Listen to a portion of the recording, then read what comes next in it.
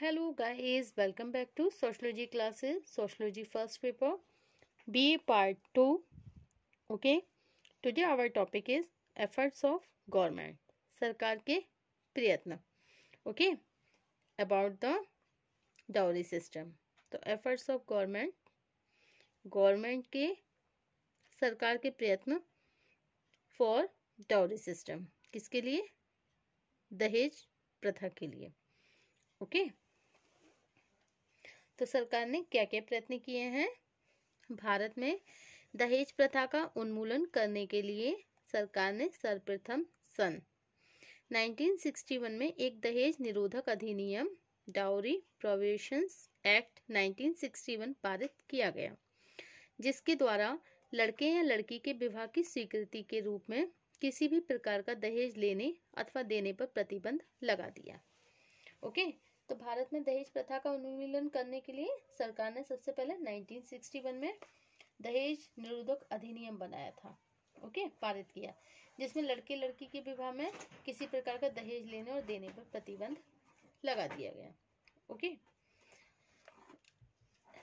Number 1, अधिनियम में दहेज को परिभाषित करते हुए कहा गया कि विवाह के पहले या बाद में विवाह की एक शर्त के रूप में एक पक्ष या व्यक्ति द्वारा दूसरे पक्ष को प्रत्यक्ष या अप्रत्यक्ष रूप से दी गई कोई भी संपत्ति या मूल्यवान वस्तु दहेज कही जाएगी.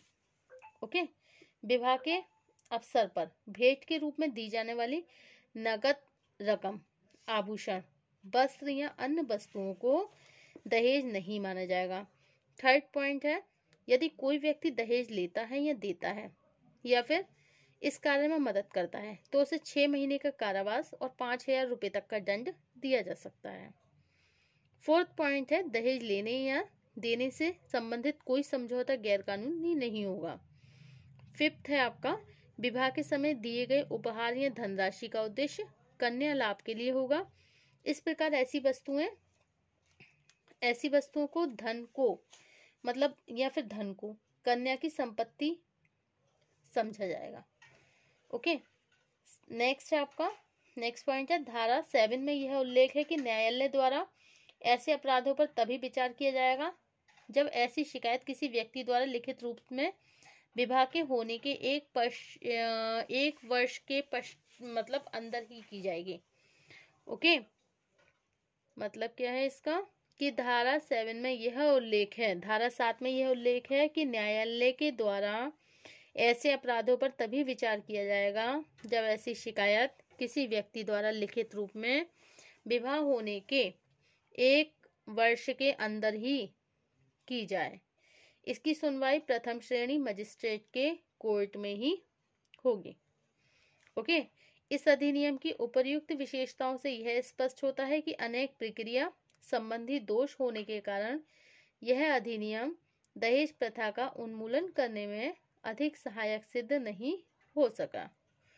इसके पश्चात भी दहेज प्रथा की समस्या की गंभीरता को देखते हुए इस अधिनियम को और अधिक व्यवहारिक बनाने की आवश्यकता महसूस की गई. इसके फलस्वरूप अब विभिन्न राज्य सरकारों द्वारा अनेक अध्यादेश पास करके विवाह में व्यय की जाने वाली अधिकतम राशि का निर्धारण करना आरंभ कर दिया गया है.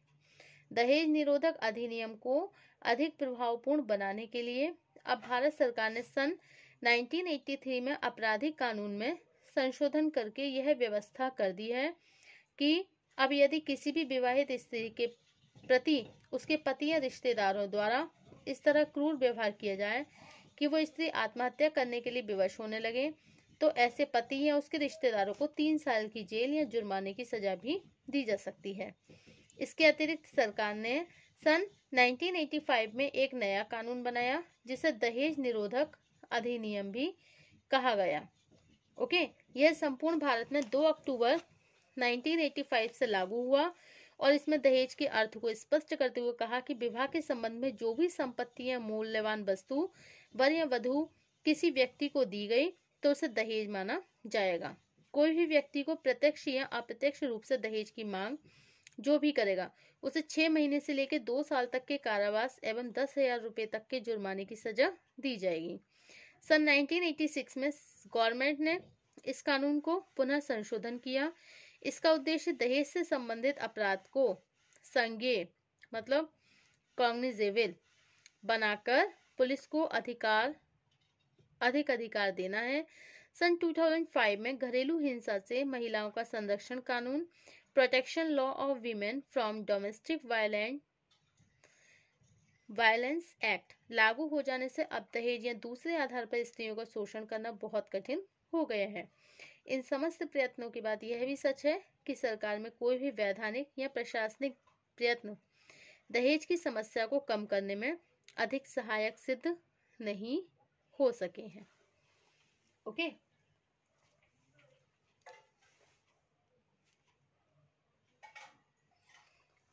अब नेक्स्ट पॉइंट है आपका समस्या के निराकरण के लिए सुझाव। समस्या के निराकरण के लिए सुझाव, suggestion of solution of problem. आज विभिन्न क्षेत्रों में एक सुनियोजित योजना के द्वारा ही कोई ठोस कार्य कर पाना संभव है। इस योजना के विभिन्न पक्षों के रूप में निम्नांकित प्रयास अधिक उपयोगी सिद्ध हो सकते हैं। ओके, फर्स्ट पॉइंट है आपका कानून के व्यावहारिक बनाना। सेकंड है शिक्षा का समाजीकरण। थर्ड है जनमत का निर्माण। फोर्थ है अंतरजातीय विवाहों को प्रोत्साहन। फिफ्थ है दहेज विरोधी चेतना एंड सिक्स है युवा आंदोलन एंड सेवन है नारी उत्पीड़न। ओके, तो भारत में दहेज प्रथा की जो समस्या है वो आज इतना गंभीर रूप धारण कर चुकी है। Okay, suggestion of solution of the problem, तो इतना गंभीर रूप धारण कर चुकी है कि यदि शीघ्र ही समस्या का समाधान करने के लिए व्यवहारिक कदम नहीं उठाए तो हमारा व्यक्तिगत और पारिवारिक तथा सामाजिक विघटन अपनी चरम सीमा तक पहुंच जाएगा। ओके, तो आज विभिन्न क्षेत्रों में एक सुनियोजित योजना के द्वारा कोई ठोस कार्य कर पाना संभव है। ओके, इस योजना के विभिन्न पक्षों के रूप में निम्नांकित प्रयास अधिक उपयोगी सिद्ध हो सकते हैं। फर्स्ट पॉइंट है आपका कानून को व्यवहारिक बनाना। सरकार ने दहेज पर नियंत्रण लगाने के लिए सन 1961 में दहेज निरोधक अधिनियम अवश्य पास कर दिया गया, लेकिन इस कानून में इतने दोष हैं कि उन्हें दूर किए बिना इसका लाभ नहीं उठाया जा सकता। ओके, नेक्स्ट पॉइंट है आपका शिक्षा का समाजीकरण। शिक्षा प्रणाली में इस प्रकार का परिवर्तन किया जाना चाहिए जिसमें माध्यमिक और उच्च स्तर की शिक्षा ग्रहण करते समय विद्यार्थी सामाजिक कुरीतियों और रूढ़ियों के विरुद्ध एक स्वस्थ मनोवृत्ति विकसित कर सके। ओके, थर्ड पॉइंट है अंतरजातीय विवाहों को प्रोत्साहन। भारत में जाति व्यवस्था के नियमों का बहुत अधिक प्रभाव होने के कारण अंतरजातीय विवाहों की संख्या भी बहुत कम है, लेकिन अब अनेक व्यक्ति अंतरजातीय विवाहों को इसलिए स्वीकार करने लगे हैं। इसमें कन्या के माता पिता को दहेज के भार से छूट मिल जाती है। यदि विभिन्न प्रकार के पुरस्कार अथवा दूसरी प्रेरणाओं के द्वारा अंतरजातीय विवाहों को प्रोत्साहन दिया जाए तो विवाह संबंधों के निर्धारण में लड़के के माता पिता का एकाधिकार कम होने से दहेज की गंभीरता में निश्चित ही कमी हो जाएगी। नेक्स्ट पॉइंट है जनमत का निर्माण। प्रचार के द्वारा ऐसे अनेक क्षेत्रों में आश्चर्यजनक सफलता प्राप्त की जा चुकी है जिन्हें पहले बिल्कुल असंभव समझा जाता था। प्रचार के साधनों द्वारा यदि व्यक्तियों को यह बताया जाए कि अपने लड़के के विवाह में दहेज लेना उतना लाभप्रद नहीं है जितना कि अपनी पुत्री के विवाह में दहेज देना कष्टप्रद है, तो वर्तमान और भविष्य का मूल्यांकन करके वे दहेज के प्रति उदासीन हो सकते हैं। ओके, नेक्स्ट पॉइंट है लड़कियों में दहेज विरोधी चेतना। आज ये जरूरी है कि लड़कियों में भी दहेज विरोधी चेतना पैदा की जाए। ओके, हाल में ही किए गए अध्ययन से यह स्पष्ट होता है कि उच्च शिक्षा प्राप्त कर रही लड़कियों में से 32% लड़कियां माता पिता द्वारा दहेज देना बुरा इस आधार पर बुरा नहीं समझती कि दहेज के उपहार और रुपए की सहायता से एक नए परिवार को सरलतापूर्वक बसाया जा सकता है। वास्तव में लड़कियां भूल जाती कि दहेज की राशि पर उनका स्वतंत्र अधिकार नहीं होता है, बल्कि ये अधिकार वर के माता पिता का होता है। दहेज विरोधी चेतना की सहायता से वे एक और अपने माता पिता की कठिनाइयों को समझ सकेंगी, दूसरी ओर संपूर्ण समाज को इस समस्या से होने वाली हानियों का मूल्यांकन भी कर सकेंगे। ओके, नेक्स्ट पॉइंट है युवा आंदोलन को प्रोत्साहन। दहेज प्रथा का निराकरण करने में युवा संगठनों को योगदान, जो युवा संगठन है उनका योगदान बहुत अधिक रचनात्मक हो सकता है। युवा पीढ़ी में शक्ति और उत्साह की कमी नहीं होती है, लेकिन उसे एक दिशा देना जरूरी है। प्रत्येक नगर और कस्बे में यदि युवकों को युवक जो होते हैं उनके ऐसे संगठन बनाए जाएं तो दहेज लेने वाले व्यक्तियों का विरोध और बहिष्कार करें, तो इससे समस्या का बहुत बड़ी सीमा तक समाधान हो सकता है। ओके, अब नेक्स्ट पॉइंट क्या हो गया आपका, नारी उत्पीड़न के विरुद्ध कठोर दंड। ओके, नारी उत्पीड़न के विरुद्ध कठोर दंड। ऐसी व्यवस्था होनी चाहिए, मतलब ऐसी व्यवस्था होनी आवश्यक है जिसमें दहेज के प्रश्न को लेकर स्त्रियों के शोषण और उत्पीड़न को रोका जा सके।